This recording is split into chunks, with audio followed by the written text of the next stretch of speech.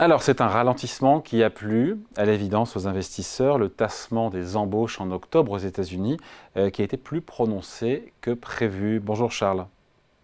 Bonjour David, bonjour à tout le monde. Charles Sana, fondateur du site Insolentiae. Je redonne les chiffres rapidement. 150 000 créations de postes en octobre. C'est 30 000 de moins. On parle des États-Unis, bien sûr, que ce qui était attendu. C'est 2 fois moins qu'au mois de septembre. Et puis, août et juillet qui ont été révisés à hauteur de 100 000 postes. Voilà. Est-ce que ce freinage des embauches, c'est là où c'est assez paradoxal, paradoxalement, c'est une bonne nouvelle pour les marchés, puisqu'ils ont applaudi. C'est extraordinaire, David. Le chômage enfin montre des signes d'augmentation. On n'en espérait pas autant. Enfin des mauvaises nouvelles. Ça va être bon, disent les marchés. Alors évidemment, c'est un raisonnement inverse. On peut imaginer, vu, euh, vu du commun des mortels, que quand l'emploi décroît et quand le chômage augmente, c'est pas une bonne nouvelle pour l'économie. Mais dans le contexte où nous sommes, si. Pourquoi? Parce que inflation. Et donc, qui dit inflation dit que si on veut que les prix baissent et que l'inflation trépasse, eh bien, il faut que le chômage augmente et que l'économie elle-même trépasse. Donc, c'est quand même un raisonnement, vous en conviendrez, qui est assez tortueux, pour pas dire tordu. Je suis pas persuadé qu'à moyen terme, on se rend compte que finalement le chômage trépasse et l'économie trépasse aussi avec, et qu'on se retrouve en récession, les marchés le vivent si bien que ça. Donc attention, c'est des vraies fausses bonnes nouvelles hein, Hmm. là-dedans. On ne parle pas de destruction C'est beaucoup plus d'emplois, nuancé que ça. Charles, on ne parle pas de destruction d'emplois, on parle de moins de création de postes. Toute proportion gardée quand même, hein. Oui, mais David, on parlait d'une inflation transitoire. Je vais faire mon taquin. Voici des destructions d'emplois transitoires, hein, selon les banques centrales. Alors évidemment, vous savez bien que la politique monétaire des banques centrales et les taux d'intérêt directeurs, c'est un peu le bazooka pour écraser un moustique. Donc, si vous voulez, ça manque tout ça cruellement de finesse en termes de pilotage, quoi qu'on en dise. Et donc là, vous assistez au début du ralentissement sur l'emploi, en tout cas un risque de début de ralentissement sur l'emploi. Donc effectivement, tant que ce n'est qu'une modération salariale, c'est censé être bon pour ralentir l'inflation, mais trop de modération salariale, ça veut dire une récession. Donc vous voyez que la ligne de crête pour les banques centrales, elle est toujours très compliquée. Après, on a 4% d'inflation salariale, les salaires augmentent de 4% sur un an. Ça se calme aussi, hein, Charles, sur les rémunérations. Moins de tension sur les salaires. Ça va dans le bon sens par rapport au sens souhaité de la Banque centrale américaine. Alors ça va dans le bon sens par rapport au sens souhaité par la Banque centrale. Moi, je pense que la Banque centrale a tort et je pense que la modération salariale est une erreur fondamentale et je pense que cette lutte contre l'inflation est une autre erreur fondamentale. L'inflation, c'est sain, l'inflation, c'est normal. Quand en plus on veut faire une transition énergétique, écologique et quand on veut en plus faire une réindustrialisation des nations qui avaient tout délocalisé, l'inflation, c'est encore plus Oui, mais normal. vous vous Donc de rappelez dans toute les années manière, 70, Charles, ce qui s'est passé, cette boucle salaire, prix, salaire, et cette inflation à deux chiffres effroyable, dont David, on a eu beaucoup de effroyable, mal à sortir. Non, mais effroyable. Tous ceux qui ont vécu les années 70 vous disent pas ça. Enfin, je pense qu'on vivait beaucoup mieux dans les années 70, avec beaucoup moins de consommation d'antidépresseurs et des gens finalement beaucoup plus heureux qu'aujourd'hui. Donc attention, moi, je persiste à dire cette lutte contre l'inflation est une erreur.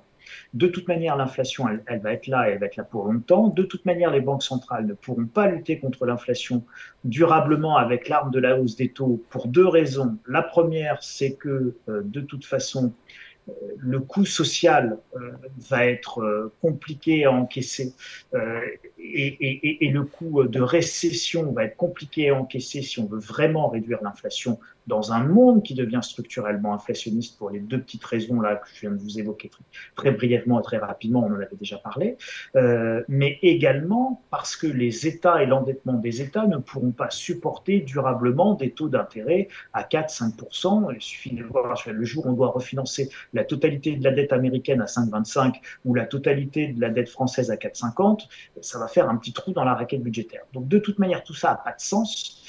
Et et il faudra bien qu'à un moment donné, la réalité reprenne le pas sur la politique et La l'idéologie. réalité, Charles, aujourd'hui, c'est que ce refroidissement des embauches en octobre, ça plaide pour une fin, pardon, je reviens à des questions bassement monétaires, mais ça plaide pour une fin de cette hausse des taux de la Fed. La pause pourrait se poursuivre, au moins dans les prochains mois, sauf s'il y avait réaccélération de l'inflation.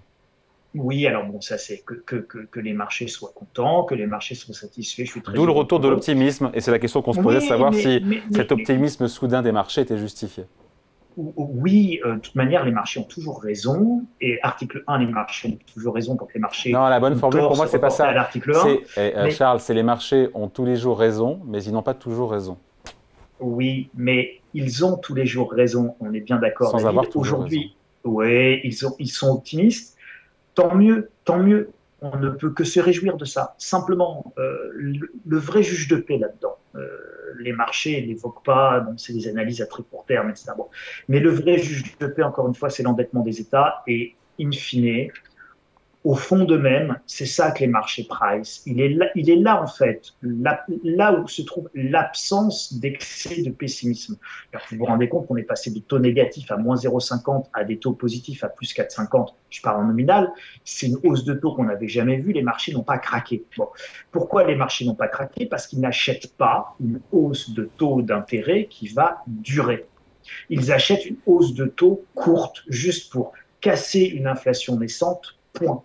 Pourquoi? Parce qu'ils considèrent, et ils n'ont pas tort, que de toute manière, derrière, les États, compte tenu de l'endettement massif de l'ensemble des agents économiques, à commencer par les États, mais aussi les entreprises, les ménages, etc., des taux durablement élevés ne sont de toute façon pas supportables pour l'économie. Donc c'est ça qu'ils achètent. Et donc après, c'est des biais de confirmation. Ils vont faire coller à leur théorie les éléments qu'ils trouvent.